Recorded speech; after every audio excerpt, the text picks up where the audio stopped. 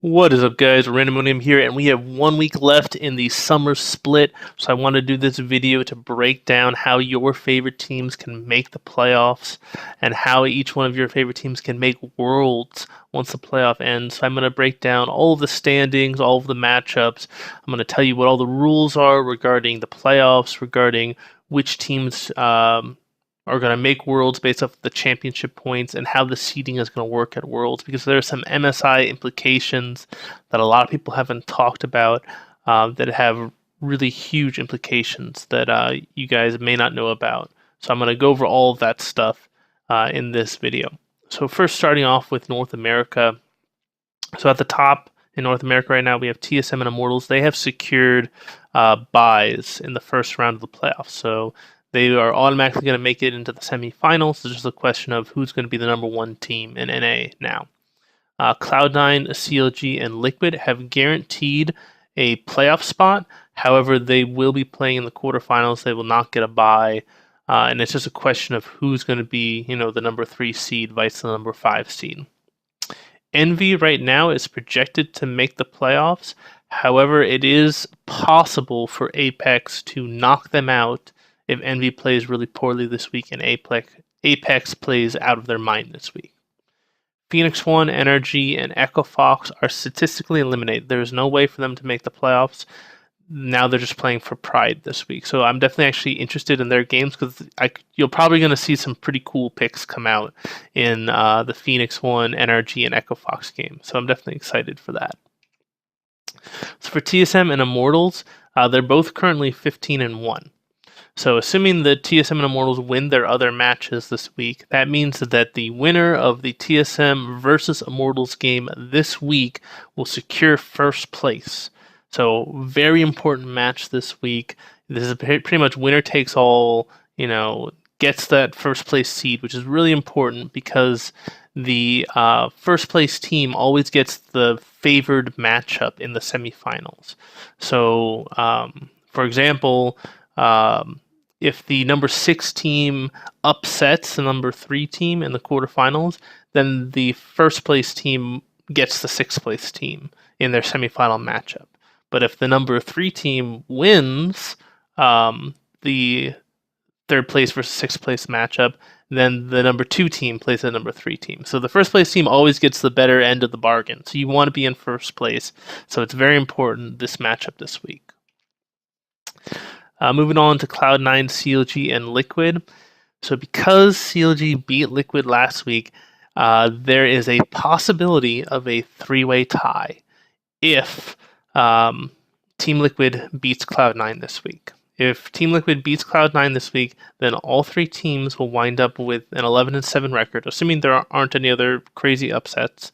And that's really interesting because usually if 2 teams are tied as far as their ranking is concerned, the rules say that the next thing you go to is head-to-head matchups. So if one team, won both of the matches, then they're the higher seed. If the 2 teams went 1-1 against each other, then they play a tiebreaker game. However, the rules don't really talk about what happens if there's a 3-way tie. And right now, CLG and Cloud9, they went 1-1 against each other. And then CLG and Team Liquid, CLG won both of those matches. And currently, Team Liquid won the last time that they met up with Cloud9. So they're 1-0 against Cloud9. And if they won this week, then they'd be 2-0 against Cloud9. So you have this really weird situation where CLG beat Team Liquid 2-0, Team Liquid beat Cloud9 2-0, and then CLG and Cloud9 are 1-1.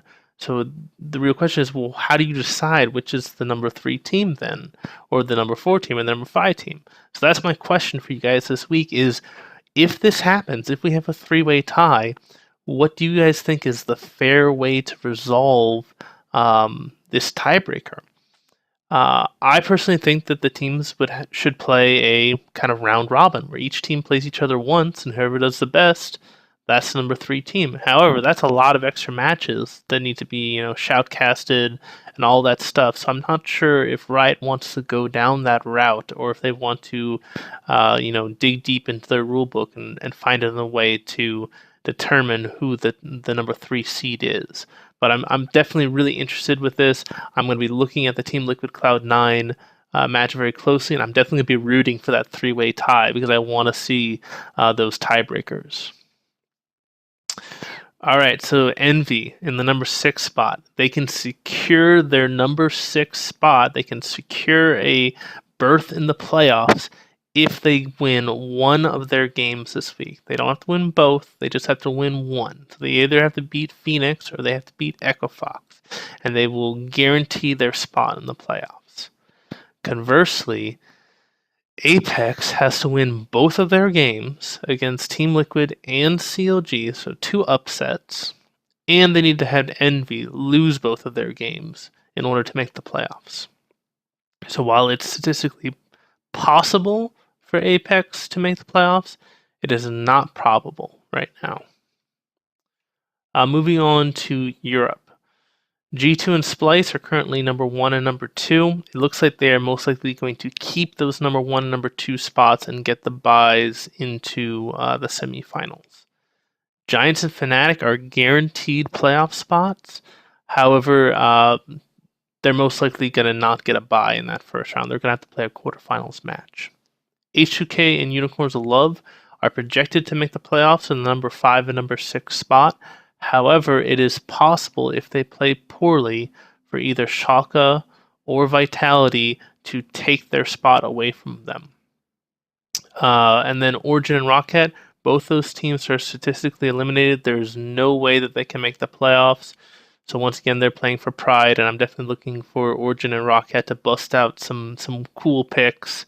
So yeah, definitely excited for that this week. So G2 and Splyce. G2 will secure first place if they get 1 win. Splyce will secure second place with 1 win. So as long as G2 and Splyce win one of their games this week, they're guaranteed first place and second place respectively. For Giants and Fnatic, they're in this weird position where they could wind up with a tie in points. And if they wind up tying in points, Giants will be the higher seed because Giants has more wins than Fnatic. The way that the seeding works in EU is they first go off of points and then they go off of games won. And Giants has more losses than Fnatic, but they also have more wins than Fnatic. So that's why Giants will be the higher seed if the points are equal. And that's really going to depend on the Fnatic versus G2 matchup. If Fnatic and G2 winds up being like a tie, then very good possibility that Giants and Fnatic will be tied. So Fnatic really needs to upset G2 in order for them to guarantee their spot in third place. So definitely looking at the G2 versus Fnatic match this week. All right, H2K and Unicorns of Love. H2K will secure their playoff spot if they get at least 2 points this week. So if they get 2 ties or 1 win, they're in the playoffs. Unicorns of Love will secure their playoff spot with at least 3 points this week. So if they get 1 win or 1 win and a tie or 2 wins, they will secure their playoff spot. If they don't get at least 3 points, they can still make the playoffs if Schalke or Vitality don't perform well. So it's not that they have to get 3 points, it's that they guarantee their playoff berth if they get at least 3 points this week. For Schalke and Vitality, in order for them to make the playoffs, they need to win both of their games, and they need to have H2K or Unicorns of Love not get the points that we just talked about, 2 points or 3 points, in order to make the playoffs. So definitely a tall order for Schalke and Vitality this week. And actually, Schalke and Vitality are playing each other this week, so we're guaranteed that both Schalke and Vitality can't make the playoffs. It's either going to be one or the other. So whoever wins that game has a shot. And actually, if they wind up tying, then neither of them have a shot to make the playoffs. So this is really interesting how this is breaking down in week 9. So the way that the playoffs are going to work, and then how the championship points are going to be decided and things like that. So in the quarterfinal match, the number 3 team will play the number 6 team. in both regions. And the number 4 team and the number 5 team will play each other. The lower seed who wins will play the number 1 team in the semifinals, and the higher seeded team will play the number 2 team in the semifinals. Then the winner obviously goes on to the finals. The losers go on to the 3rd and 4th place matchup. The team that wins the summer split will automatically qualify for Worlds as their region's number 1 seed. The number 2 seed from each region will be determined by who has the most championship points. So you can see I've got the championship points listed for both NA and EU, the current championship points based off of the results from the spring split. So like CLG won the spring split, so they have 90 points. G2 won the spring split over in EU, so they also have 90 points. So that's how you get the first 2 seeds for each region. The 3rd seed for each region is determined by a regional qualifier tournament. So the next 4 teams that have the most championship points will play each other in the regional qualifier, and the winner of the regional qualifier will go to Worlds as their region's number 3 seed. So NRG and Vitality, even though they have 10 championship points, they will not be able to make it to Worlds because the 5th and 6th place teams in the summer split get 20 points. So they will automatically get more points than NRG and Vitality unless there's some weird crazy thing that happens and Vitality makes the playoffs. So they won't make Worlds this year. For the teams that will make Worlds, we look over on NA side. So if we assume that TSM and Immortals get the top 2 spots, which, I mean, it's not guaranteed, but I think that's a pretty good assumption, then the teams that would play in the regional qualifier would be CLG, Team Liquid, Cloud9, and Envy. And whoever won out of all those matches would wind up going to Worlds as the 3rd seed. Over on EU side, if we assume that, let's say G2 and Fnatic are the 2 teams that either win or have the most points. So then the teams that would be competing for the regional qualifier would be Origin, H2K, Unicorns of Love, and Splice would be competing in the regional qualifier for that final spot for Worlds. Once you get to Worlds, your teams are broken up into 3 different pools, and this is based off of the results at MSI. So the top 4 teams from MSI, their number 1 teams from those regions are considered Pool 1 teams, which are the highest tier. So NA, China, Korea, and the LMS. Because EU did very poorly at MSI, their number 1 team gets bumped down to Pool 2, along with the number 2 EU team. So you can see in Pool 2, we have number 1 EU, number 2 NA, number 2 China, number 2 Korea, number 2 EU, number 2 LMS, and then number 3 China and number 3 Korea.